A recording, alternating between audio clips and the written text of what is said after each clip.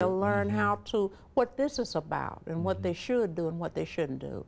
Spellbound has magical stories in it.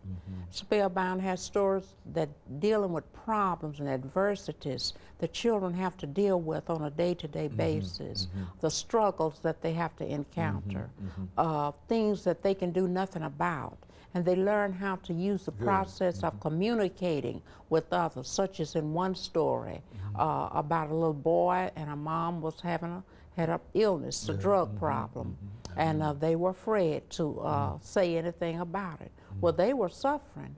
So, but the mother said, don't tell it because they'll take you away from me, and place you in a foster home. So the children didn't know what to do. So they were really rearing themselves. And you know, when a writer writes, they write according to something that they have. Their own experience. Right, experience. So I've had kids that have come to me with little problems like this. So what I would do is I would use the process of writing.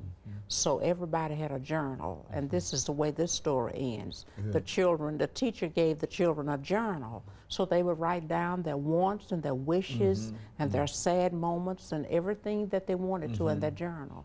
Well, naturally, teachers check those journals every day. So this little boy and his sister wrote down that their mama had a problem, and they received immediate help. So that's the way the story ends, that the mother received help, the children received help, they live with a grandmother, and it has a happy ending. And there's greater communication between all of them. Right, right. So they could use that, that was a way of communicating, and then the mother was happy. But sometimes when we're dealing with children, sometimes they don't know what to do. So I try to write this story dealing with that so that this would help somebody else that might read the story that would know how to handle a problem of that nature. Spellbound is also contains stories that are short.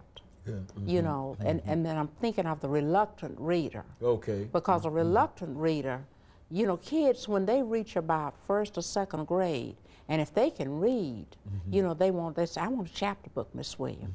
I'm getting me a chapter book. A chapter book, you know, is usually a book that has maybe 5 chapters. I mean, it's like, you know, we would say thick book. They're not looking for those little books. They call them baby books. I don't want that baby book. I want a chapter book. So, and then if you're thinking of a reluctant reader, this is sort of like a chapter book, but it has different stories. So they can choose a book like this from the bookshelf, or have it at their home, and then choose one story.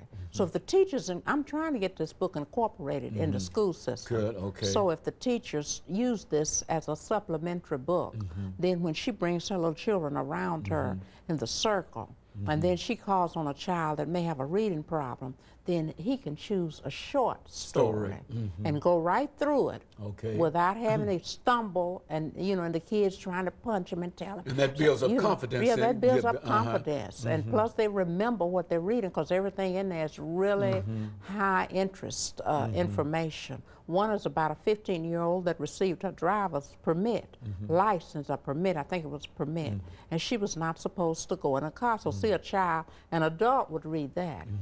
And so she took the car out, and then she went down a street that she was not familiar with, and someone jumped on a car. Okay, and of course, Ms. Williams, let me break for this final commercial break, at which time we'll come back and we'll give you an opportunity to talk about how this book has been received by many publics. Of course,